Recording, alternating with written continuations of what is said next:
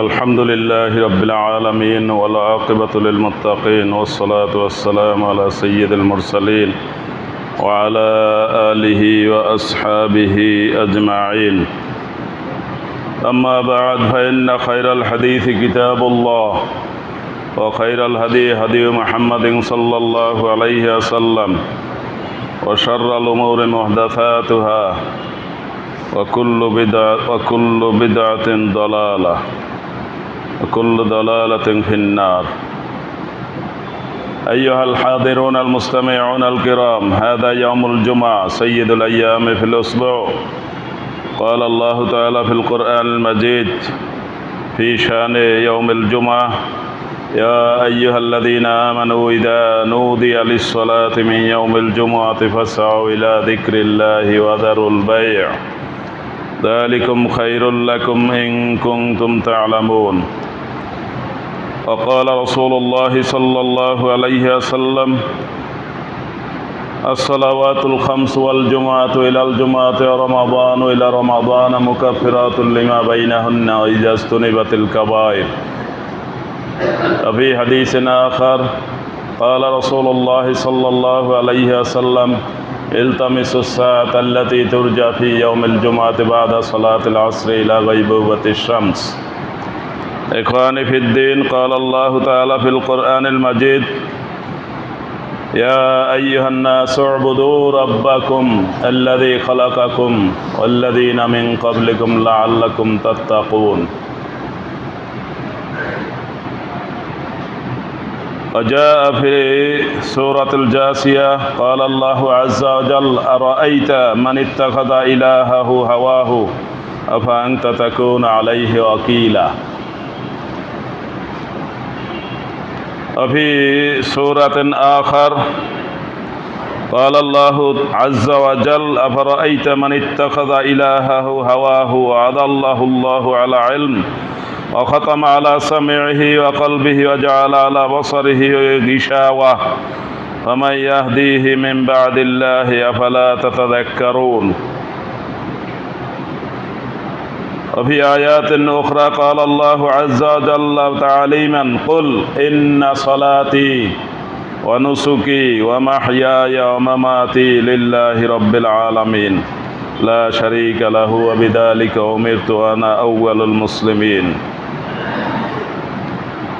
وفي آيات أخرى قال الله عز وجل: إن الصلاة تنهى عن الفحشاء والمنكر ولذكر الله أكبر والله يعلم ما تصنعون.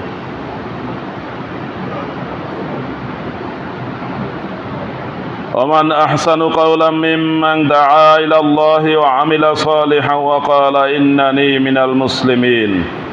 وفي آيات أخرى: من يبتغي غير الإسلام دينا فلن يقبل منه. وقال رسول الله صلى الله عليه وسلم: بلغوا عني ولو آية. لا يؤمن أحدكم حتى يكون هواه تبعا لما جئت به. وجاء في صحيح البخاري قال رسول الله صلى الله عليه وسلم: إن مما أدرك الناس من كلام النبوة الأولى إذا لم تستحي فاصنع ما شئت. প্রিয় মুসল্লিবৃন্দ, সপ্তাহের শ্রেষ্ঠ দিন জুমার দিনে জুমার নামাজ আদায়ের জন্য ইতোমধ্যে আমরা মসজিদে এসে হাজির হতে পেরেছি। শুকর আলহামদুলিল্লাহ। জুমার দিনে জুমার নামাজের আগে জুমার নামাজের অন্যতম একটি শর্তের মধ্যে রয়েছে খুতবা। জুমার নামাজ যেমন ফরজ, খুতবাটাও সেই রকম। খুতবার প্রথম অংশ তালিম দেওয়া হবে উপস্থিত মুসল্লিদের বোঝার মতো ভাষায়। এতক্ষণ আমি কোরআনের আয়াত বলেছি, হাদিস বলেছি, আপনারা সব বুঝেছেন নাকি? তাহলে এতক্ষণ যা বলেছি সেটা আল্লাহ যেভাবে বলেছেন সেভাবে বলেছি। এখন আপনি যেভাবে বুঝবেন সেভাবে বলতে হবে। আপনি কোন ভাষায় বুঝবেন? বাংলা ভাষা। ইউরোপে যেখানে ইংরেজি ভাষা সেখানে খুতবা দিবে আরবিতে। আরবিতে দিলে তারা বুঝবে ভালো। বাংলায় দিবে? কোন ভাষায় দিবে? ইংরেজিতে। কোরআনের আয়াত বলবে, ইংরেজিতে ট্রান্সলেশন করে দিবে। তাইলে হলো খুতবার আসল উদ্দেশ্য। সূরা ইব্রাহিমে সেইটাই আল্লাহ বলেছেন, ওমা আরসালনা মির রাসূলিন ইল্লা বিলিসানি কওমিহি লিয়ুবাইয়িনা লাহুম। আমি যেখানেই যে নবী পাঠিয়েছি দুনিয়াতে, তাদেরকে পাঠিয়েছি ওই এলাকার মানুষের ভাষায়। ওই এলাকা থেকে ওই এলাকার মানুষের ভাষায় তারা কথা বলবে, আমার কথাগুলো ওই ভাষায় বলে দিবে। আরব দেশে নবী আসছে আরবি ভাষায়, অন্যান্য দেশে নবী আসছে সেই দেশের ভাষায়, আরবি ভাষায় আসে নাই। কিন্তু আমাদের দেশে খুতবাটাকে লম্বা করা হয়েছে এবং এমন ভাষায় খুতবা দেওয়া হয় যেই ভাষায় লোকেরা কিছু বোঝে না। অধিকাংশ ইমাম সাহেব বোঝে না, 99% ইমাম সাহেব বোঝে না। বোঝে? আরবি ভাষা জানে সে? আল্লাহ কুল্লি হাল ইয়াতাকাল্লামু ইয়াস্তাতেও ইয়াতাকাল্লামা বিল লগা আল আরাবিয়া। সে সবসময় আরবিতে কথা বলতে পারে না। আর একজন আরবিতে বললে বুঝে না। অথচ বাধ্যতামূলক করে এই খুতবাটাকে দেওয়া হচ্ছে কোন ভাষায়? আরবি ভাষায়। আর আগে কি করে? বয়ান করে। বয়ানটা কি? এটা কি? সুতরাং এতক্ষণ যে আরবি কোরআনের আয়াত এবং হাদিসগুলো বললাম আমি, সেইগুলোর এখন বাংলা আপনাদেরকে বুঝতে হবে, আর বাংলা বুঝে সেভাবে চলার চেষ্টা করতে হবে। নাকি খালি শুনবেন? আমি যেটা আজকে বলেছি সেটা মূল কথাটা হচ্ছে, দুইটা আয়াত কোরআন মাজিদে রয়েছে। আল্লাহ বলেছেন, আরাআইতা মান ইত্তাখাযা ইলাহাহু হাওয়াহু আফা আনতা তাকুনু আলাইহি ওয়াকিলা। যে তুমি কি তাকে দেখেছো, তার ব্যাপারে তোমার মতামতটা কি? আল্লাহ নবীকে বলতেছেন, তাকে কি তুমি দেখেছো, তার ব্যাপারে তোমার চিন্তাটা কি, তোমার রায় কি, মতামত কি? যে তার প্রবৃত্তিকে ইলাহ বানিয়েছে। কাকে ইলাহ বানিয়েছে? প্রবৃত্তি মানে কি? মনে যা চায়, মনে যা চায় তাই সে করে। এটার নাম কি? বাংলা ভাষায় প্রবৃত্তি, আরবিতে বলে হাওয়া। মনে যা চায় তাই সে করে। আল্লাহ জিজ্ঞাসা করছেন, আফা আনতা তাকুনু আলাইহি ওয়াকিলা, তুমি কি তার জিম্মাদার হইবা? সে কি করে? যা মনে চায় তাই করে। তার মনে চায় এখন সে ঘুমাবে, সে ঘুমাইতেই থাকবে। তার খাওয়া দাওয়া, নামাজ, রোজা, কাজকর্ম সব ফালাই দিয়ে সে কি করবে? ঘুমাবে। আছে কি না? সারা দুনিয়ার আল্লাহর সৃষ্টির স্বাভাবিক অবস্থা হচ্ছে ওয়াজআলনাল লাইলা লিবাসা। আল্লাহ তাআলা রাত্রি করেছেন ঘুমানোর জন্য, আর দিন করেছেন কি জন্য? ওয়াজআলনান নাহারা মাআশা। সূরা নাবা। আপনারা কিছু পড়াশোনা করবেন, তাইলে কাজে লাগবে ভালো। আমাদের কথা শুনে শুনে আমল করবেন। আমরা তো মাশাআল্লাহ আপনাদেরকে মাঝে মাঝে আমাদের পথে টানি। আপনাদেরকে দাওয়াত দেওয়ার কথা কোন দিকে? আল্লাহর দিকে। উদউ ইলা সাবিলি রব্বিকা, তোমার রবের দিকে ডাকো। কিন্তু আমরা ডাকি কোথায়? আমাদের দিকে। আসেন আমাদের দিকে আসেন, আমাদের দিকে আসতে ঠিক হবে না। আমরা এখানে যদি ভুল করি তখন আপনারা কি করবেন? ভুল করবেন। পরে গিয়ে বলবেন কি যে আমাদেরকে এই হুজুরি বলছে, হুজুরের কথায় আমরা ভুল করছি। তাহলে কি আপনাকে ছেড়ে দিবে? না, ছেড়ে দিবে না, ছেড়ে দিবে না। আপনার যতটুকু জ্ঞান বুদ্ধি আছে ততটুকু দ্বারা আপনাকে সঠিক পথ বুঝে নিতে হবে। আর যদি কারো কারণে আপনি বিভ্রান্ত হন, তাহলে সে সহ আপনি ক্ষতিগ্রস্ত হবেন, আপনার বাঁচার ব্যবস্থা থাকবে না। এই জন্য আপনাদেরকে বারবার আমি অনুরোধ করি, আপনারা পড়াশোনা করেন, কিছু কিছু পড়াশোনা করেন। যারা পড়াশোনা করেছেন তারা ডেইলি অথবা একদিন পর একদিন হইলেও, মাঝে মাঝে গ্যাপ গেলেও আপনারা কিছু পড়াশোনা করেন। বাংলা, কোরআন আমাদের দেশে তর্জমা আছে কিনা আপনি ওগুলো মাঝে মাঝে পড়েন। এই যেমন আয়াতগুলো আমি বলতেছি সে আয়াতটা পড়বেন। সূরা ফুরকানের 43 নম্বর আয়াত এইটা, আর একটা হলো সূরা জাসিয়ার 23 নম্বর আয়াত। এটা আরো কঠিন। নিজের ইচ্ছা মতো চলে। সারা দুনিয়া আল্লাহ সৃষ্টি করেছেন, সকল প্রাণী তারা আল্লাহ যেভাবে বলেছেন সেইভাবে চলে। দুনিয়াটা তাদের জন্য সৃষ্টি করছেন জীবিকা নির্বাহের জন্য। তারা দুনিয়ায় দিন সৃষ্টি করেছেন কি জন্য? জীবিকা নির্বাহের জন্য, খাদ্য খোরাক তালাশ করতে হবে। সুতরাং দিন যখন আসে ভাব, তার মানে কখন?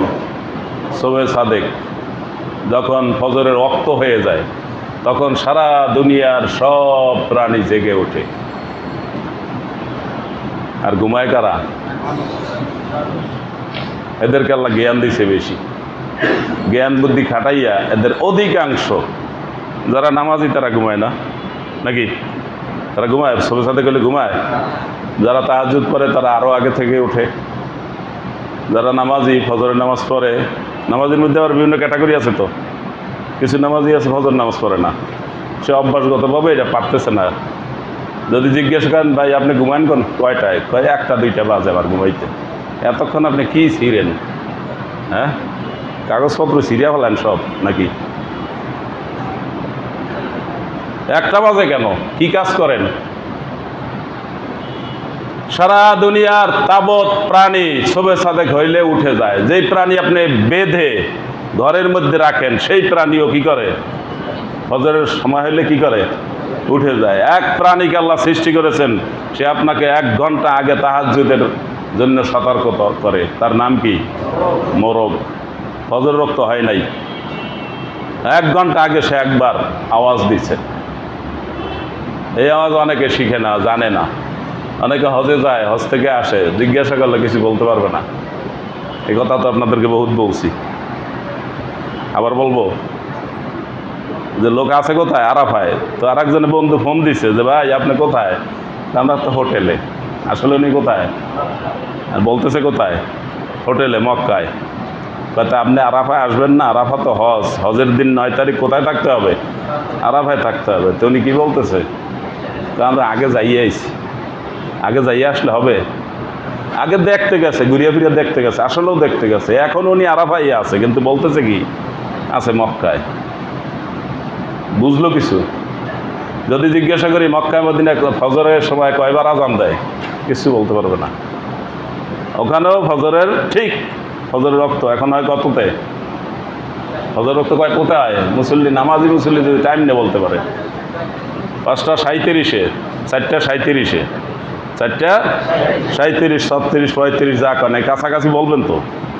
এই সময় ফজর রক্ত হয়, তাইলে ঠিক 3টা 37-এ একবার আজান দেয়। এই আজান দেয় কিসের? তাহাজ্জুদের। মক্কা এবং মদিনায় একদম ফুললি আজান। আসসালাতু খায়রুম মিনান নাওম বলে না। আমি প্রথম না বুঝে আজান শুনে চলে গেছি ফজরের নামাজ পড়তে। দেখি যে লোকজন তেমন কাছাকাছি হইতেছে না, আসে না। ঘটনা কি? আবার দেখি যে সকালও হইতেছে না। ঘটনা কি? তো গেছি যখন তো নামাজ পড়তেই রয়েছি। এরপর দেখি আবার দিল আজান। এরপর খেয়াল করলাম যে এইটা তো সেই আজান যেই আজান দিতেন বেলাল রাদিয়াল্লাহু তাআলা আনহু, আর একটা দিতেন কে? আব্দুল্লাহ ইবনে উম্মে মাকতুম। আপনারা তো খালি বেলালের নাম জানেন, আর আপনাদের তো আরো সুবিধা হয়েছে, আমাদের মসজিদেও এক বেলাল আছে নাকি? সুবিধা হয়েছে। আব্দুল্লাহ ইবনে উম্মে মাকতুম দিতেন ফজরের আজান, আর বেলাল দিতেন তাহাজ্জুদের আজান, সাহারি খাওয়ার আজান।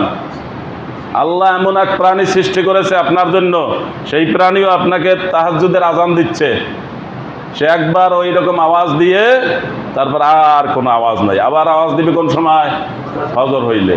আর ফজর হওয়ার পর আওয়াজ দেওয়ার পরে এই হাঁস মুরগি আপনি এক খোপের ভিতরে রাখেন, এক ঘরের ভিতরে রাখেন, গ্যাদারিং করে রাখেন, ওরা সারা রাত্রে কোনো আওয়াজ করে না। ফজর রক্ত হইলে ওরা কি চুপ থাকে? না।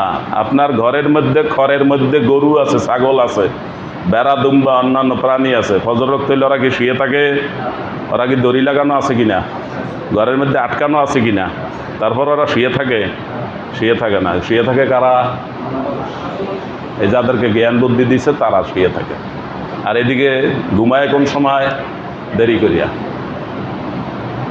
আপনি রাত্র 12টা মধ্যরাতে যদি ঘুমাইতে না পারেন তাহলে আপনার শরীরে বিভিন্ন রোগ দেখা দিবে। কারণ আপনি যে খাদ্য পানি গ্রহণ করতেছেন, খাইতেছেন, এই খাদ্য পানি থেকে আপনার শরীরের উপযুক্ত যে অম্ল তৈরি হবে, হরমোন তৈরি হবে, রস তৈরি হবে। এই রস তৈরি হওয়ার জন্য মধ্যরাত্রে আপনাকে ঘুমে থাকতে হবে। আপনি মধ্যরাতের পরে ঘুম শুরু করছেন, তাহলে এইটা কাজ ঠিক মতো করবে না, তাহলে আপনার বিভিন্ন রোগ দেখা দিবে। সুতরাং যারা নিজের ইচ্ছা মতো চলে তারা কিসের অনুসরণ করে? প্রবৃত্তির অনুসরণ করে। এটা কি? আল্লাহ এটাকে কি বলছেন? আল্লাহ এটাকে বলছেন ইলাহ। আপনি ঈমান গ্রহণ করছেন কি বলে? আশহাদু আল্লাহ ইলাহা। ওখানেও বলছেন কি? আল্লাহ ছাড়া কোনো ইলাহ আমি বিশ্বাস করি না, মানি না। আর ওই লোকটা গ্রহণ করছে কাকে? নিজের প্রবৃত্তিকে ইলাহ বানিয়েছে। তার মনে চাইছে এখন একটা মিথ্যা কথা বলবে, সে বলে ফেলবে। তার মনে চাইছে একজনের গালি দিবে, সে গালি দিবে। তার মনে চাইছে একজনের উপরে গিয়া কোনো কেনাকাটা করবে, তার উপরে জুলুম করবে। আছে কি না? যারা প্রভাবশালী থাকে, টাকা পয়সা বেশি থাকে, ক্ষমতা বেশি থাকে, তারা বিভিন্ন দোকান থেকে মাল একটা নিয়ে আসে, দাম যা দেয় তাই। দোকানদার তার ইচ্ছা মতো দাম নিতে পারে না। আছে কি না? আবার অনেকে আছে দেয়ও না কোনো সময়। সে যা মনে করে আমি এলাকার, অতএব আমার এই ধরনের কিছু নিয়ে খাওয়া কি জায়েজ আছে, মনে করে কি না? আপনাদের এলাকা তো এরকম নাই না? এই এলাকা এরকম নাই মনে হয়। মাশাআল্লাহ, আল্লাহ হেদায়েত করুক। তো এইভাবে করে যা মনে চায় তাই করে। সে কার অনুসরণ করে? একটা মন রূপে তার একটা ইলাহ আছে, তার একটা দেবতা আছে। তাহলে সে কি এক আল্লাহরে বিশ্বাস করলো না আর একজন বানাইলো? এটা কি ঈমান হইল না শিরক হইল? তাহলে নিজের ইচ্ছা মতো চলা কি শিরক? কোন সূরা? সূরা ফুরকান, সূরা জাসিয়া, 2টা আয়াতে আল্লাহ বলেছেন। পরের আয়াত আরো কঠিন। পরের আয়াতে আল্লাহ বলছেন আফারাআইতা, আপনি কি তাকে দেখেছেন? মান ইত্তাখাযা ইলাহাহু হাওয়াহু, যে তার হাওয়াকে ইলাহ বানিয়েছে, তার মনে যা চায় তাই করবে, এইটা হলো তার ইলাহ। ইলাহ বুঝেন তো? ইলাহ মানে কি? উপাস্য। আমরা বলি না আল্লাহ ছাড়া কোনো উপাস্য নাই।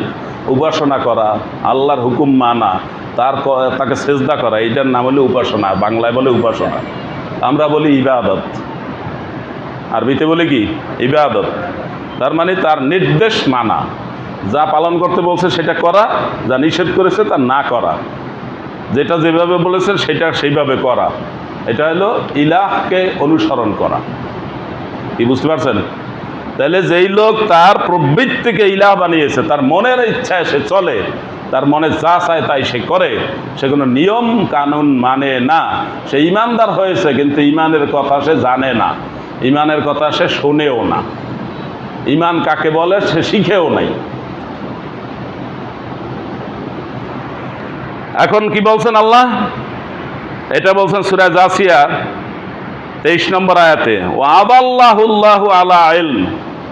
এই লোক যেহেতু নিজের ইচ্ছা মতো চলে, আল্লাহ এই লোককে আল্লাহ সজ্ঞানে, খেয়ালে, আপনি আবার মনে করেন না যে আল্লাহ বেখেয়ালে কাজটা করছেন, না, আল্লাহ খেয়াল করে, আল্লাহ জেনে বুঝে এই লোকটাকে বিভ্রান্ত করেন।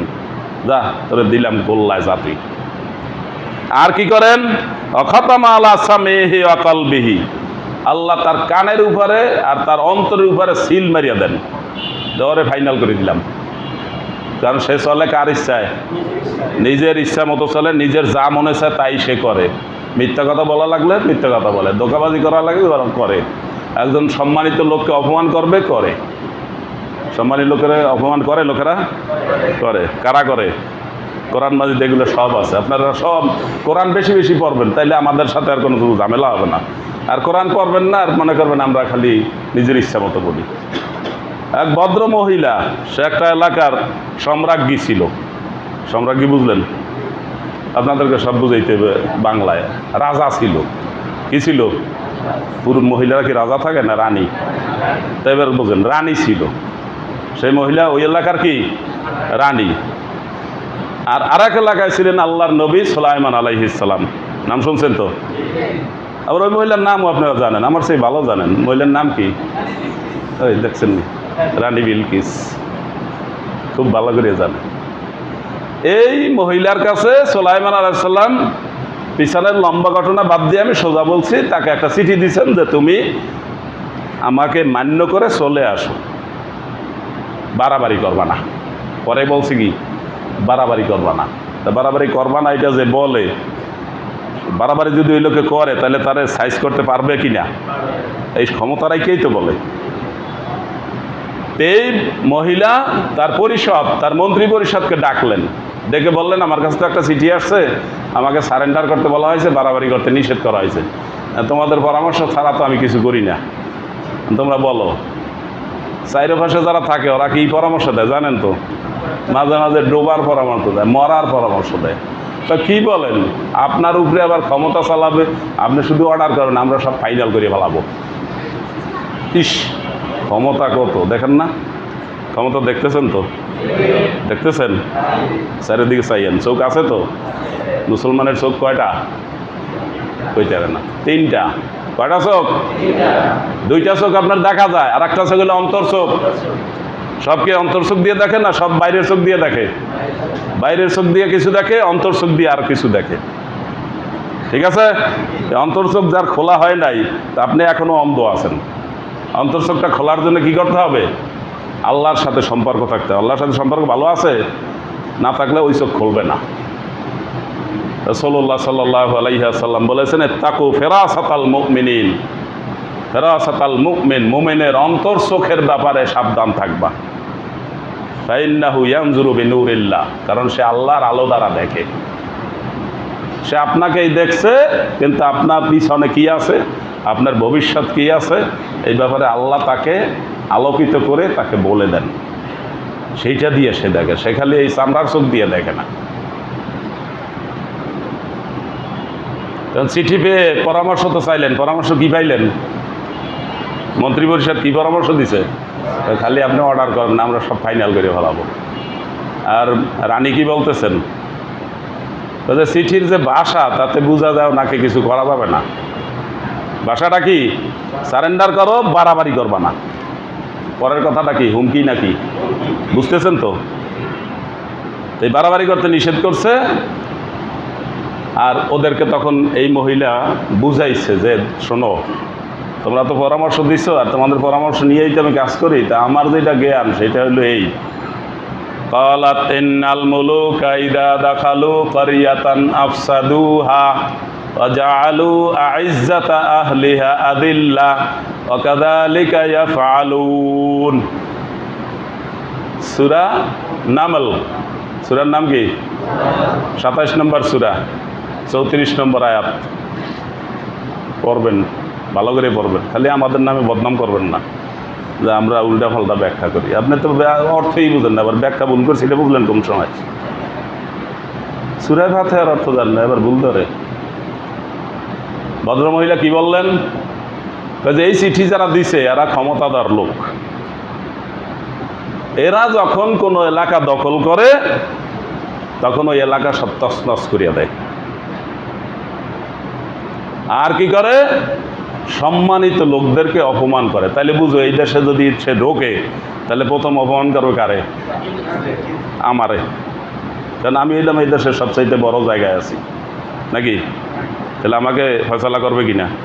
এরপর ধরবে তোমরা আমার পরে যায় ডাইনে বাই যারা আছে এদেরকে। সাধারণ পাবলিকের ধরবে কিছু?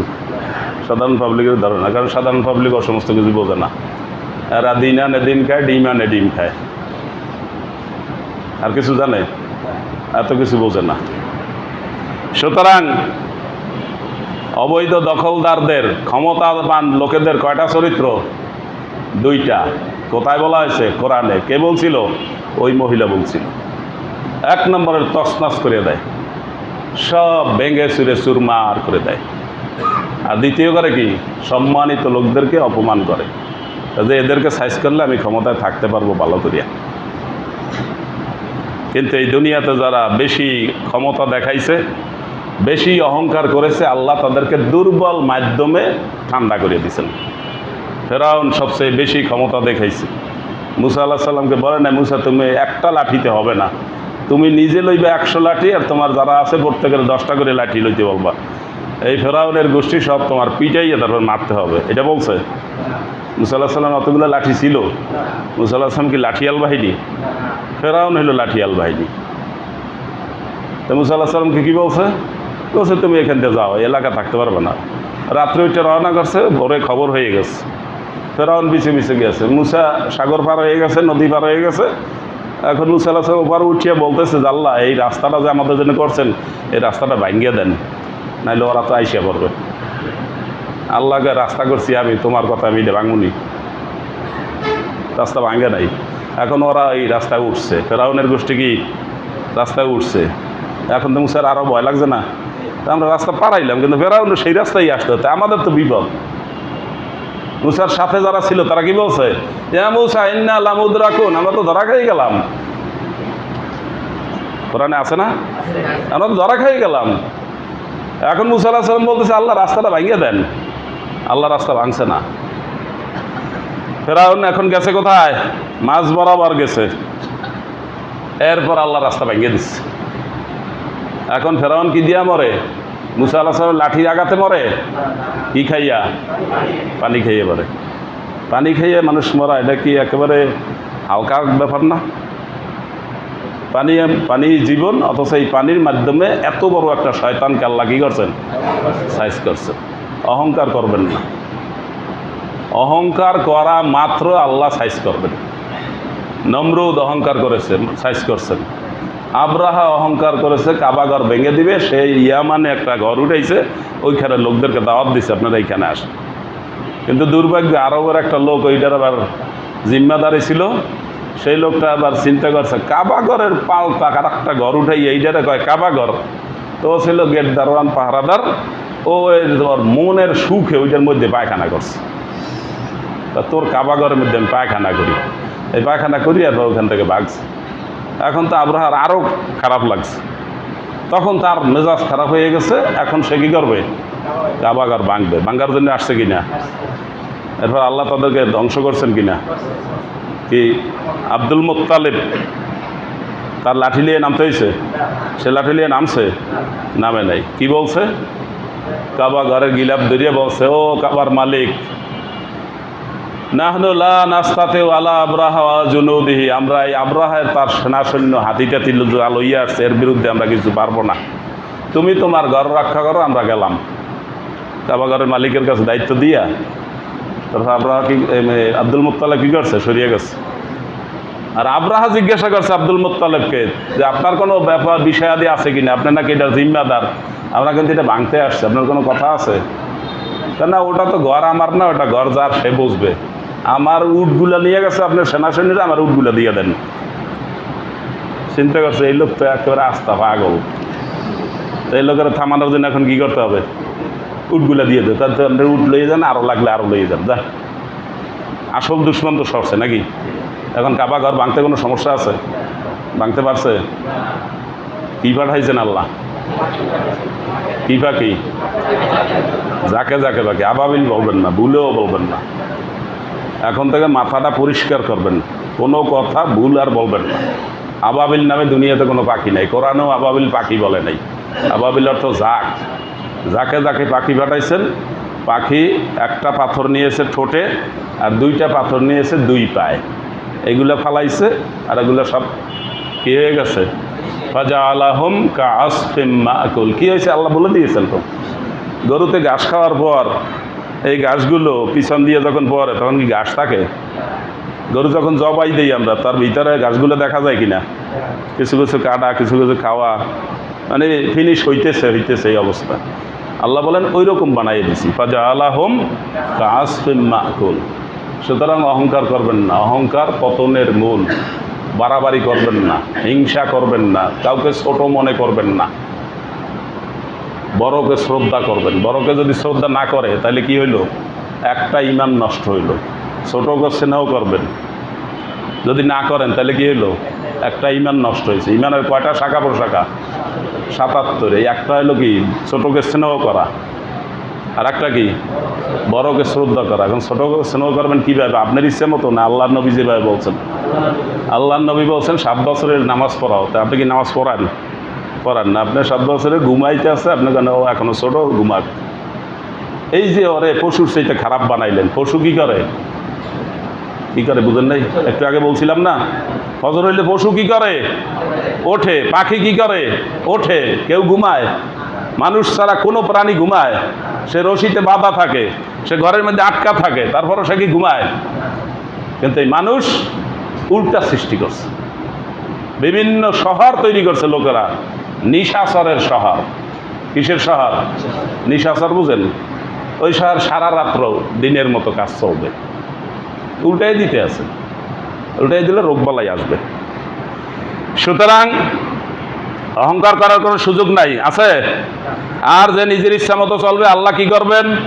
আল্লাহ তার কানে, চোখে, অন্তরে মোহর মেরে দিবেন যে তুমি ফাইনাল। অজালা আলা বাসারি গিসাওয়া, তার চোখে পর্দা করে দিবেন, ও ভালো কিছু আর দেখবে না। এরপর আল্লাহ জিজ্ঞাসা করছেন ফামাইয়াহদিহি মিন বাদিল্লাহি আফালা তাযাক্কারুন, এরপর ওই লোকটাকে সঠিক পথে নিয়ে আসবে এমন কেউ আছে? ওই লোকটা চলে কিসের মতো? নিজের ইচ্ছা মতো। নিজের ইচ্ছা মতো চলা যাবে না। রবিউল আউয়াল মাস আসলে আমরা রাসূলুল্লাহ সাল্লাল্লাহু আলাইহি ওয়াসাল্লামের কথা বেশি মনে করি, কিন্তু রাসূলুল্লাহ সাল্লাল্লাহু আলাইহি ওয়াসাল্লাম আমাদেরকে দায়িত্ব দিয়েছেন কি? বাল্লিগু আন্নী ওয়ালাউ আয়া, তুমি একটা কথাও যদি আল্লাহর জানো, কোরআনের কথা, হাদিসের কথা, সেটা আরেকজনকে পৌঁছাও। কি পৌঁছানোর কাজটা কি আমাদের হইতেছে? কোনোদিন আপনি পৌঁছাইতে গেছেন? কারো বাড়িতে গেছেন? কারো কাছে গেছেন যে ভাই আমি একজন মুসলমান, আল্লাহ তো বলে দিয়েছেন আমান আহসানু কাওলাম মিম্মান দাআ ইলাল্লাহ ওয়া আমিলা সালিহান ওয়া ক্বালা ইন্নানী মিনাল মুসলিমিন। তো ওই লোকটার চাইতে ভালো মানুষ কে আছে? মিম্মান দাআ ইলাল্লাহ, যে আল্লাহর দিকে মানুষকে ডাকে। ও আমিলা সালিহান, সে ভালো কাজ করে, সে চুরি করে না, সে ডাকাতি করে না, সে রাষ্ট্রের সম্পদ ডাকাতি করে না। রাষ্ট্রের সম্পদ ডাকাতি লোকেরা করে কিনা? আপনাদের আশেপাশে আছে? এগুলো কি শান্তি? আরাম? হারামে কি আরাম? আল্লাহ বলছেন হারামে কোনো আরাম নেই। আল্লাহ কারুনকে অনেক সম্পদ দিয়েছেন, এরপর কি করছেন? কারুনকে বলছে আহসান কামা আহসান আল্লাহু ইলাইক, আল্লাহ তোমার প্রতি যেভাবে দয়া করে তোমাকে অনেক ধন সম্পদ দিয়েছেন, তুমি মানুষের প্রতি দয়া করো, তাদেরকে দাও কিছু। সে কি বলছে? ইন্নামা উতীতুহু বিইলমিন ইনদি, এগুলো আমি বুদ্ধি শুদ্ধি করিয়া কামাই করছি, এটি এমনি এমনি আসে নাই। আল্লাহ কি করছেন? তার দম সম্পদ লইয়া তাদের দাবাইয়ে দিয়েছেন। আর দুনিয়া সব মানুষের কাছে একটা রেকর্ড রাখছেন। রেকর্ডটা কি? কারুন। কোনো মানুষ যদি কিপটা হয় তাহলে মানুষে কি কয়? এটা একটা কারুন, এই এলাকার কারুন, বলে কি না? তা নামটা কি ভালো হয়েছে? ভালো হয় নাই। সুতরাং আপনার সাধ্য মতো আপনি চেষ্টা করবেন, মানুষকে আল্লাহর দিকে ডাকবেন। অকালা ইন্নানি মুসলিম মিনাল মুসলিমিন, আমি একজন মুসলমান, আমার কাজ আছে, আমার জীবিকা নির্বাহের কাজও আছে, আবার সেই সাথে মানুষকে আল্লাহর দিকে ডাকার কাজও আছে। এখন এক লোকে কিচ্ছু জানে না, ওই লোকের আল্লাহর দিকে যদি ডাকেন, মসজিদে ডাকেন, ওই লোক মসজিদে আসলে লাস্টিং করবে?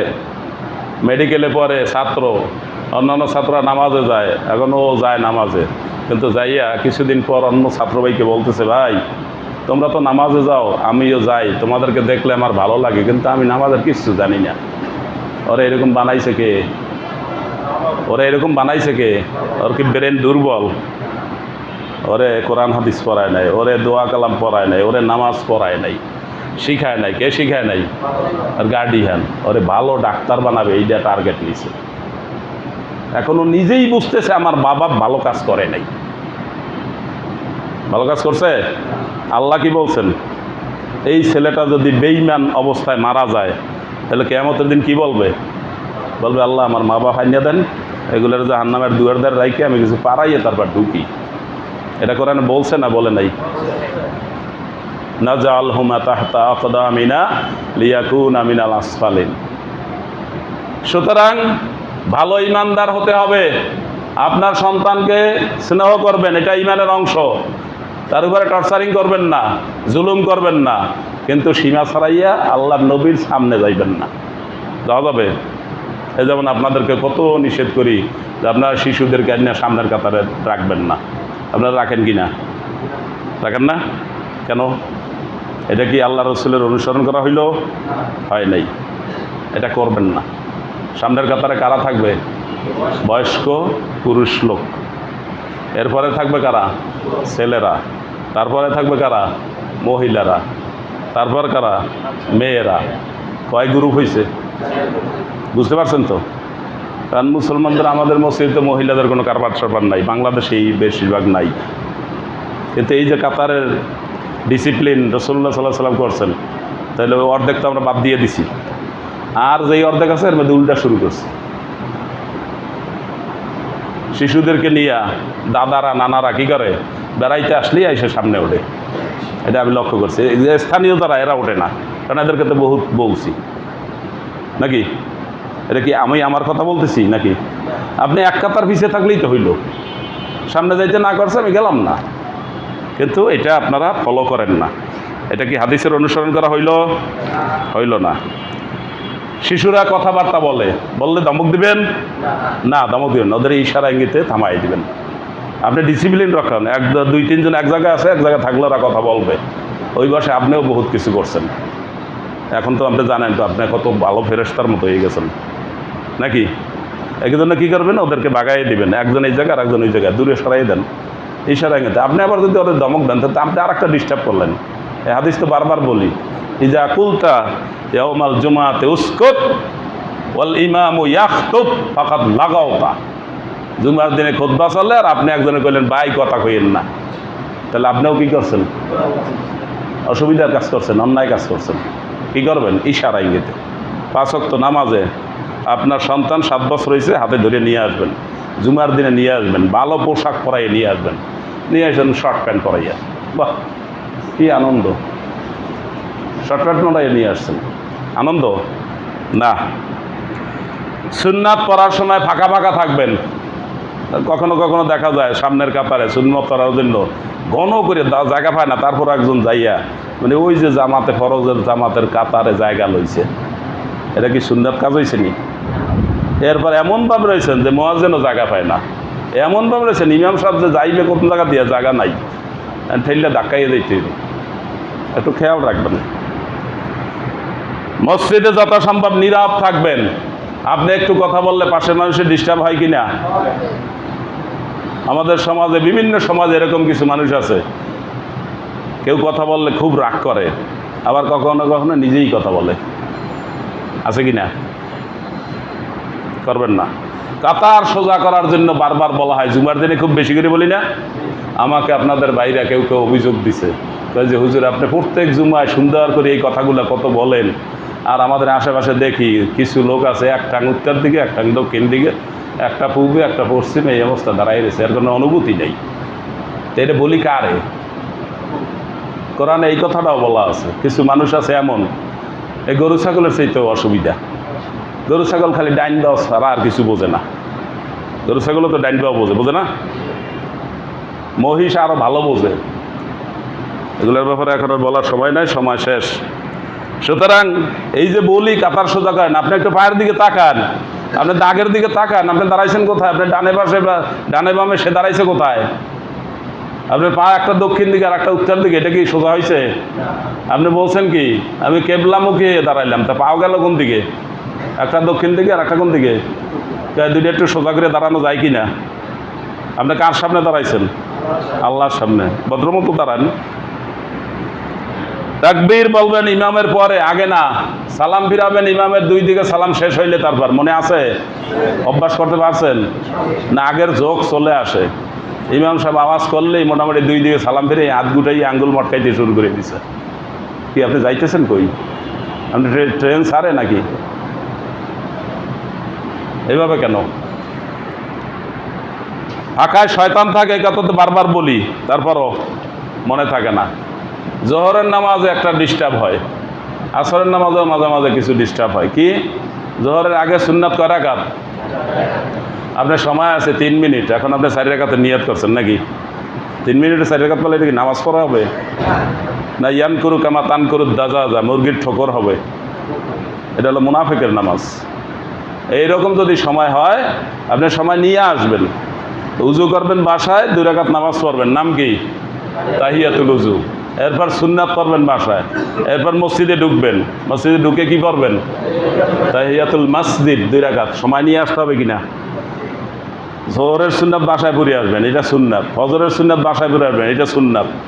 যদি না পড়েন কোনো অসুবিধা নাই, এখানে এসে পড়েন, বাসায় জায়গা না থাকলে পড়বেন, কিন্তু বাসায় পড়া কি সুন্নাত। এই জন্য আরব দেশের মানুষ সম্পর্কে আমাদের লোকেরা না জানি না, আরব দেশের লোকেরা সুন্নাত পড়ে না। আসলে ওরা সুন্নাত মতো আমল করে, বাসায় করে আসে। তা আপনি এসে এমনভাবে আসলেন যে জোহরের 4 রাকাত পড়তে পারতেছেন না, এখন 3 রাকাত পড়বেন না 2 রাকাত পড়বেন? তখন 2 রাকাত পড়বেন। এই মাসালা কি আপনারা জানেন? শোনেনও নাই, আজকে শুনিয়ে দিলাম। জোহরের 4 রাকাত পড়ার যখন সময় পাবেন না, তখন কয় রাকাত পড়বেন? 2 রাকাত পড়বেন। ঠিক আছে? এরপর ফরজ নামাজ পড়ার পর জোহরের রক্ত আছে না শেষ? তো ওই সময় আবার পড়বেন, যা বাকি রয়েছে পড়বেন। ঠিক আছে? কিন্তু আপনার সময় আছে যা, তাতে আপনি 4 রাকাত নিয়ত করিয়ে সামনের কাতারে নামাজ পড়বেন। জামাতের কাতারে যদি আপনি সুন্নাত করেন, এটার নাম কি? মাকরু তাহরিম। এটা কি মাসালা? কি মাকরু তাহরিম। এই কাজগুলো করবেন না। এইভাবে আমলগুলো মনে রাখবেন। এই আমলগুলো শুদ্ধ করার জন্য চেষ্টা করতে হবে। খালি আসবেন যাবেন, নামাজ পড়বেন, সবার সাথে জুমার নামাজ পড়বেন, সারা বছর আর কোনো খবর নাই, এই নামাজ দিয়ে আপনার কিছুই হবে না। এই নামাজ আপনাকে আল্লাহর সন্তুষ্টি অর্জন করতে সুযোগ দিবে না। এই নামাজ আপনাকে জান্নাতে নিবে না। আপনার নামাজ কয় ওয়াক্ত? 5 ওয়াক্ত। জামাতে না ঘরে ঘরে? সাধ্য মতো আপনি জামাতে নামাজ পড়ার চেষ্টা করবেন, যেখানে থাকেন। মসজিদে জামাতে নামাজ পড়ার চেষ্টা করবেন। সমাজের কিছু লোক মসজিদে 5 ওয়াক্ত জামাতে নামাজ পড়ে কিনা? তারা পারতেছে? তাদের দুনিয়ার আরও কাজ আছে না নাই? না খালি নামাজ পড়ে? অনেক কাজ আছে, আপনার চাইতে বেশি কাজ করে এরকম লোকও আছে। সুতরাং আপনি চেষ্টা করবেন। অন্ধ লোকটাকেও আল্লাহর নবী বলেছেন, তুমি যখন আজান শোনো, মুয়াজ্জিনের আজানের জবাব দিও। এই জবাব একটা হলো নামাজে আসা। সুতরাং আপনার তো চোখ আছে, আপনি 24 ঘন্টা আল্লাহর নিয়ামত ভোগ করতেছেন। এই নিয়ামতের কুফুরি করবেন না। জামাতে মসজিদে নামাজ পড়ার সাধ্য থাকলে অবশ্যই পড়ার চেষ্টা করবেন। আল্লাহ আপনার রিজিকে বরকত দিবেন। বরকত কার হাতে? আপনি আর আমি খালি দাবাদাবি করলে কাজ হবে? বরকত লাগবে। সুতরাং বরকতের লাইনে হাঁটেন। আল্লাহ আমাদের বুঝার তৌফিক দান করুন। হাদা মা ইনদি ওয়াল ইলমু ইনদাল্লাহ সুবহানাকা লা ইলমা লানা ইল্লা মা আল্লামতানা ইন্নাকা আনতাল আলিমুল হাকীম।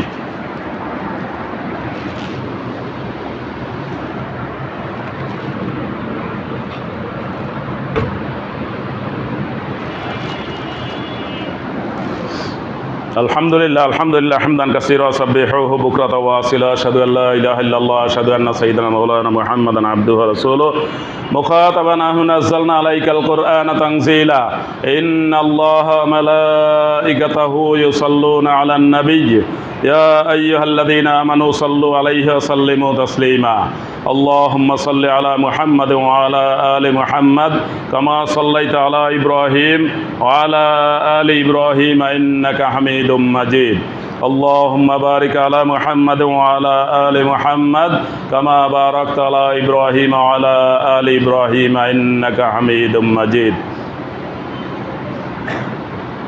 ইয়া আল্লাহ, প্রথম নবী আদম আলাইহিস সালাম থেকে শেষ নবী মুহাম্মদুর রাসূলুল্লাহ সাল্লাল্লাহু আলাইহি ওয়াসাল্লাম পর্যন্ত যত নবী রাসূল দুনিয়াতে এসেছেন, আল্লাহ তাদেরকে সর্বোচ্চ সম্মান আপনার কাছে দান করুন। তাদেরকে যারা সহযোগিতা করেছেন, তাদের প্রতি ঈমানদার হয়ে তাদের চারিপাশে রয়েছেন, আল্লাহ তাদের সকলকে আল্লাহ উপযুক্ত সওয়াব দান করুন। আল্লাহ আমাদের আত্মীয় স্বজন যারা কবরবাসী হয়ে গেছেন, ঈমান নিয়ে চলে গেছেন, আল্লাহ সবাইকে মাফ করে দিন। আল্লাহ আমাদেরকে পরস্পরে মিলেমিশে থাকার তৌফিক দান করুন। আল্লাহ আমাদেরকে ভালো ঈমানদার হওয়ার তৌফিক দান করুন। আমাদের আমলগুলো সুন্দর করার তৌফিক দান করুন। আমাদের এক ভাই দোয়া চেয়েছেন, তার নানি মারা গেছে, আল্লাহ তার নেক আমলগুলো কবুল করুন, তার বদ আমলগুলো মাফ করে দিন। আমাদের অনেকে সন্তানের জন্য দোয়া চেয়েছেন, আল্লাহ তাদের সন্তানদেরকে সর্বপ্রকার বালা মুসিবত থেকে, মানুষের বদনজর কুনজর থেকে আল্লাহ হেফাজত করুন। আল্লাহ আমাদের দেশের উপর খাস রহমত নাজিল করুন। আমাদের দেশের অধিকাংশ মানুষ, সব মানুষকে ভালো মানুষ হওয়ার তৌফিক দান করুন। যারা ভুলে অন্যায় কাজ করেছে, পাপের কাজ করেছে, রাষ্ট্রের সম্পদ চুরি করেছে, ডাকাতি করেছে, আল্লাহ তাদেরকে তওবা করার তৌফিক দান করুন। হারামে আরাম নাই, তারা অনেকেই এখন বুঝেছে। আমরাও অনেকে বুঝি হারামে আরাম নাই, আল্লাহ আমাদেরকে হারাম থেকে বেঁচে থাকার তৌফিক দান করুন। একবার যে মদ পান করে 40 দিন পর্যন্ত তার ইবাদত কবুল হয় না। 10 টাকার কাপড়টা কিনে 1 টাকা যদি হারাম থাকে তাইলেও তার এই পোশাকে নামাজ হয় না। আল্লাহ সর্বপ্রকার হারাম থেকে আমাদেরকে বাঁচার তৌফিক দান করুন। আল্লাহ এই মসজিদ যারা প্রতিষ্ঠা করেছেন, জায়গা দিয়েছেন, জমি দিয়েছেন, টাকা দিয়েছেন, পয়সা দিয়েছেন, মেধা দিয়ে এই মসজিদের খেদমত করেন, আল্লাহ সবাইকে কবুল করে নিন। এখানে নামাজ আদায় করে এই মসজিদকে যারা আবাদ করে রাখছেন, আল্লাহ সবাইকে ভালো ইমানদার, ভালো আমলি হওয়ার তৌফিক দান করুন। আমাদের একজন বোন খুব অসুস্থ, জটিল রোগে আক্রান্ত, টাকা পয়সা তার ফ্যামিলির যা ছিল এ পর্যন্ত খরচ করে করে সব শেষ করে ফেলেছেন। আমরা সবাই তার জন্য দোয়া করি, আল্লাহ তাকে সুস্থতা দান করুন।